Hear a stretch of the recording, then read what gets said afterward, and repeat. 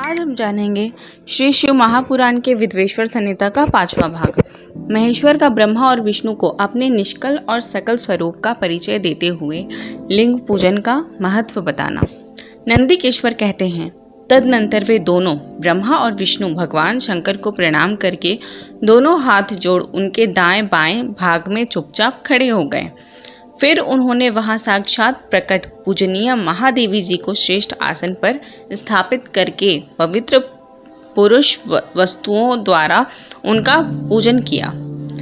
दीर्घ काल तक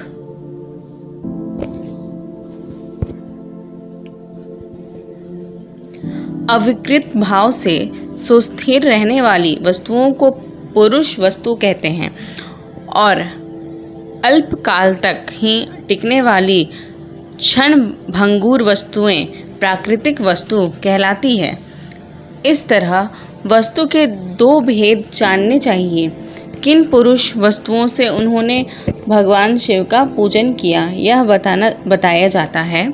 हार, नुपुर, केयूर, किरीट, माणिक्य, कुंडल, यज्ञोपवीत, उत्तरीय वस्त्र, पुष्पमाला, रेशमी वस्त्र, हार, मुद्रिका, पुष्प, तांबूर, कपूर, चंदन एवं गरुड़ का अनुलेप, धूप, दीप, श्वेत छत्र, व्यंजन, ध्वजा, चंवर तथा अन्यान्य दिव्य उपहारों द्वारा जिनका वैभव वाणी और मन की पहुँच से परे था, जो केवल पशुपति परमात्मा के ही योग्य थे और जिन्हें पशु कदापि नहीं पा सकते थे। उन दोनों ने अपने स्वामी महेश्वर का पूजन किया। सबसे पहले वहां ब्रह्मा और विष्णु ने भगवान शंकर की पूजा की। इससे प्रसन्न हो भक्तिपूर्वक भगवान शिव ने वहां नम्र भाव से खड़े हुए उन दोनों देवताओं से मुस्कुराकर कहा। महेश्वर बोले, पुत्रों, आज का दिन एक महान दिन है। इसमें तुम्हारे द्वारा जो आज मेरी पूजा हुई है इससे मैं तुम लोगों पर बहुत प्रसन्न हूँ। इसी कारण यह दिन परम पवित्र और महान से महान योगा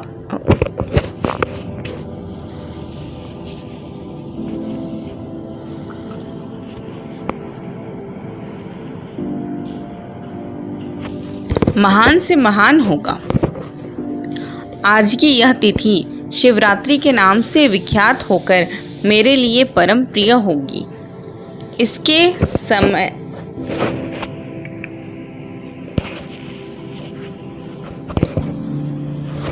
समय में जो मेरे लिंग निष्कल अंग आकृति से रहित निराकार स्वरूप के प्रतीक वेर सकल साकार रूप के प्रतीक विग्रह की पूजा करेगा, वह पुरुष जगत की सृष्टि और पालन आदि कार्य भी कर सकता है।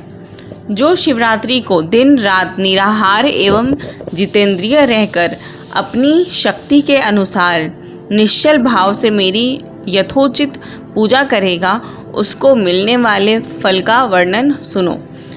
1 वर्ष तक निरंतर मेरी पूजा करने पर जो फल मिलता है वह सारा फल केवल शिवरात्रि को मेरा पूजन करने से मनुष्य तत्काल प्राप्त कर लेता है।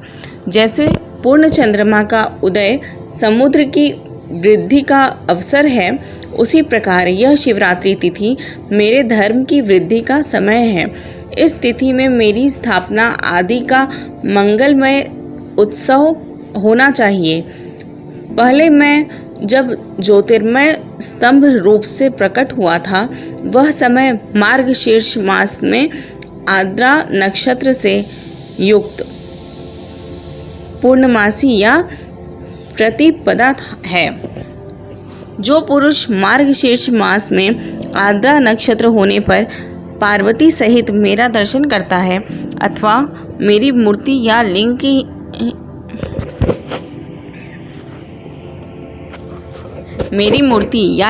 ही झांकी करता है, वह मेरे लिए कार्तिकेय से भी अधिक प्रिय है। उस शुभ दिन में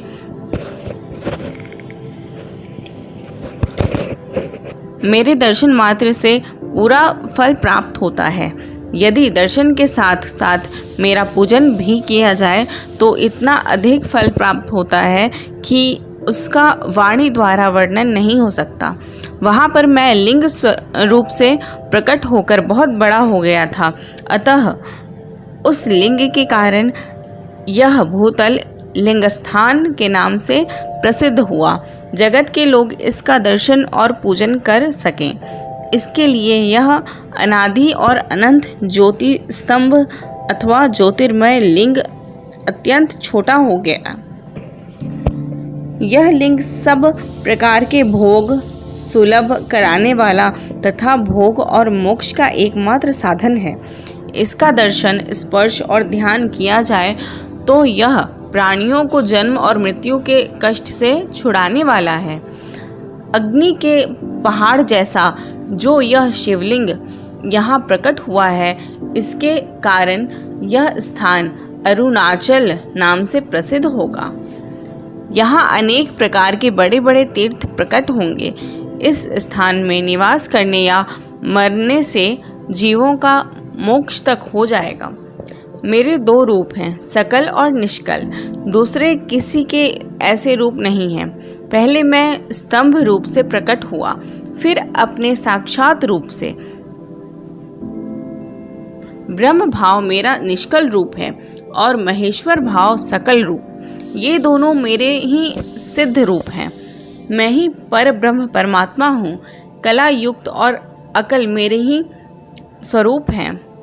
ब्रह्म रूप होने के कारण मैं ईश्वर भी हूँ। जीवों पर अनुग्रह आदि करना मेरा कार्य है।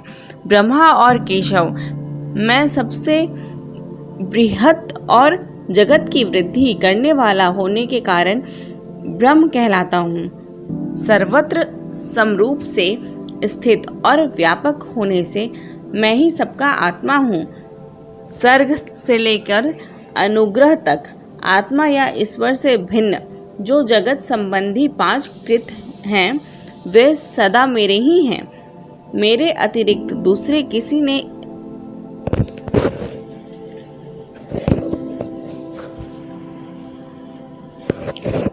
किसी के नहीं हैं, क्योंकि मैं ही सबका ईश्वर हूँ। पहले मेरी ब्रह्म रूप का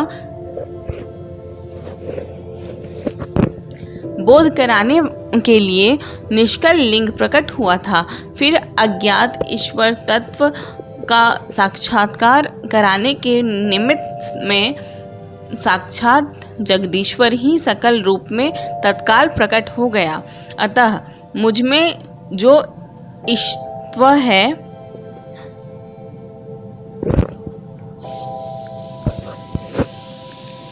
मुझ में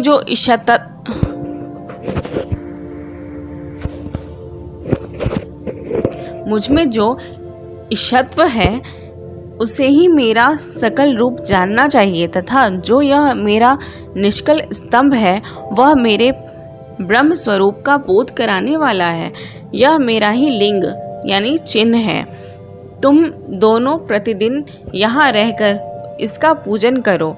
यह मेरा ही स्वरूप है और मेरे सामीप्य की प्राप्ति कराने वाला है।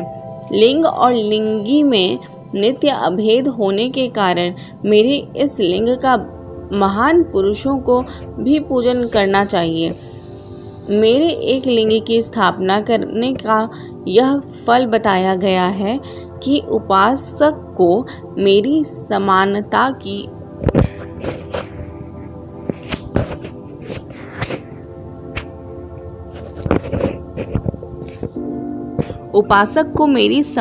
की प्राप्ति हो जाती है। यदि एक के बाद दूसरे शिवलिंग की भी स्थापना कर दी गई, तब तो उपासक को फल रूप से मेरे साथ एकत्व रूप फल प्राप्त होता है। प्रधानतया शिवलिंग की ही स्थापना करनी चाहिए। मूर्ति की स्थापना उसकी अपेक्षा गौण कर्म है। शिवलिंग के अभाव में सब ओर से सवेर मूर्ति युक्त होने पर भी वह स्थान क्षेत्र नहीं कहलाता। तो यहाँ पे हमारा 5वां अध्याय कंप्लीट होता है। धन्यवाद।